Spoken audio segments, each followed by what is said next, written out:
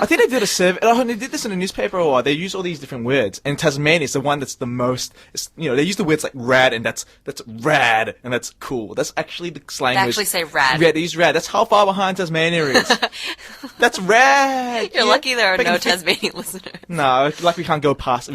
We don't get transmitted across the Bass Strait. But yes, that's rad. But Tasmania is still cool, okay? Just what? Cradle Mountain.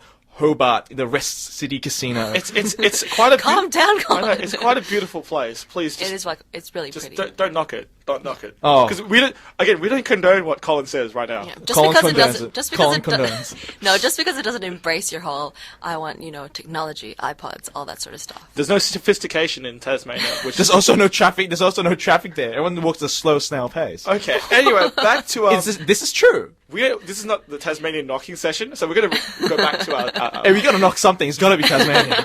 What else we going to knock? There's no easy target. It's Tasmania or Adelaide. Let's okay. Anyway, back to buzzwords.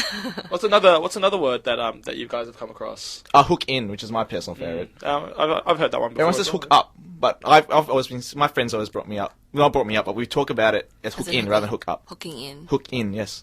Hook in rather than hook up. I think that hooking in is the more it's the like the being, whereas like hooking up is like the act. I don't know if that makes sense, but it's like the action. Fair enough. It's like being in the moment of hooking it. Like, oh my god, there's rules for I know. slang. Yeah. Slang. It's grammatical. It's grammatical. rules. Teaching you the ways of Victorian slang and broadening our vocabulary. Yeah, I'm like, do you think that eventually these will be inducted into like the dictionary? And I certainly hope not. I really hope not, because like. I think lol is in the dictionary it is now. actually. Like a while back, everyone was just like, "Oh yeah, beached as that person was beached." Like, you know what I mean? Like if the person was another slang word is owned, or pooned, which means that like they get like totally screwed over. Yeah. So they're like, "Oh man, that person was beached is." So beached is, bro. All right, coming out right now. It is a sponsorship announcement. After that, we'll have your Friday pump session. You're on SYN. Revelations brings you a psychedelic experience with an international lineup featuring Dakshin and Morthy from Germany, Mad and Druidian Mind from Dubai, supported by local DJ and producer Lost. Visuals by Visual Experience. Revelations is on the 25th of July 2009 at the Hi-Fi. Be there to witness the magic of Revelations. Tickets are on sale now through the Hi-Fi online and selected stores. Visit www.ravelations.com for more info and tune in to Dance Night on SYN, Friday from 8 p.m. to 2 a.m. for your chance to win tickets. Revelations proudly sponsoring SYN. And carrying on with that note, here's your Friday pump session with everything. The Magic Johnson remix by P Money and Vince Harder. It's an Australian little. I quite like this song. It's good. So check it out. Tell us what you think. You're in SYN. Melbourne, it's 4:13 on Friday. Hope that gets you in the mood for tonight if you're going out tonight. I know I am. But all right. Where are you going? Anywhere. Anywhere. I just want to go out. I just want to go out. It's out there. Uni's terrible. I need some relaxing.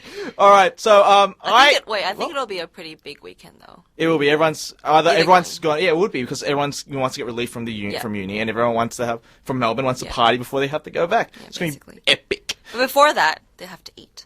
Of course, they have to eat. Now, I recently, earlier this week, after this place that Louisa introduced me to, it was this new Japanese takeaway place, fast food place, in QV, and it was a QV, yeah. Yeah, it was QV. Yeah, and what I find interesting is when I was there ordering it, this chicken curry, that they yelled in Mandarin or Cantonese. I think it was Mandarin across the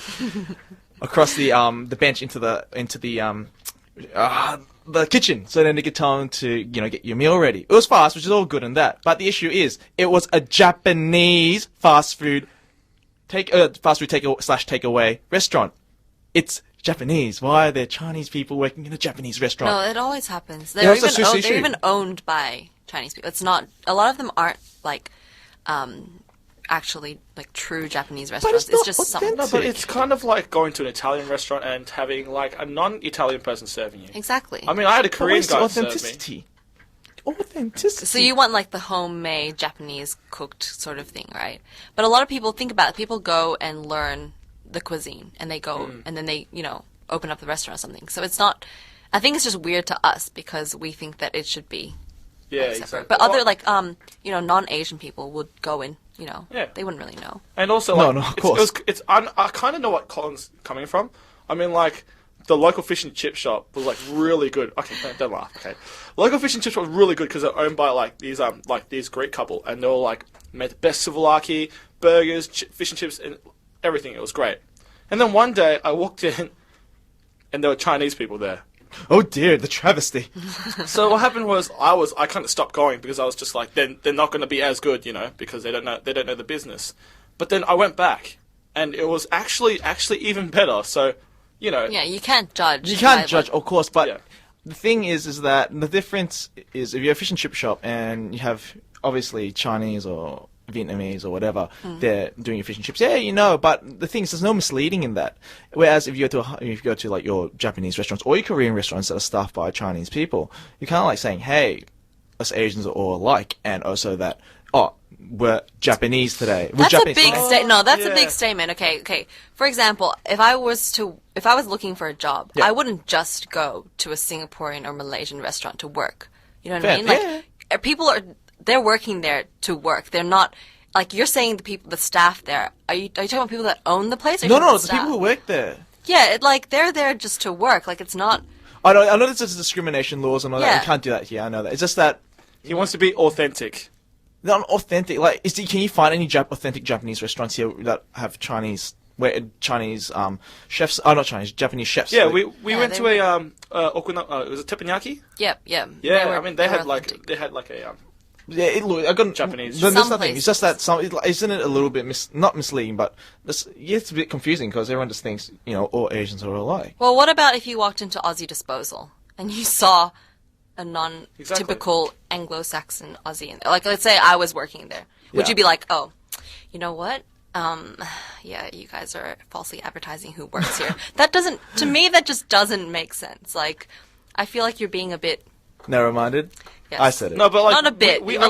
understand. We Oh. understand where you're coming from. yeah, we understand. Like, I understand if you're saying the chef and stuff should be, like, from Japan or Yeah. like, yeah, but even so, people learn cuisines. Like, even Asian people learn French cuisines and they work in French restaurants. Although it is enough. pretty funny when you go to an Italian restaurant and like there's like this happened to me. There was a Korean guy and like he couldn't speak the English properly, so he was just kind of like, what would you like to drink? And I was just like, I can speak Korean, and he's like, oh, thank God. Where was this? It was at Sophia's Board. Oh. Yeah, and Well, that's not really okay, I don't really Well, think of that as Italian. yeah, I think I know, of it as but just a family. It's restaurant. family-friendly place to eat. anyway, either way, That's what I mean, Italian. though. Like, if I needed a job and I was working there, that I'm not Are saying you there's saying anything that- wrong. I'm not saying there's anything wrong with it. Nothing at all. I'm not saying there's anything wrong. It's just that it just gets, because we live in such a multicultural society. It gets blurred, you mean It gets the very like, blurred. between Look, the there's nothing. Asians? There's no right or wrong answer to this. It's just that we live in a society where everyone, it's multicultural. So you kind of get a lot of people can get the whole different Asian ethnicities a bit confused. It's just that. I think that's what the whole underlying tone was this whole time.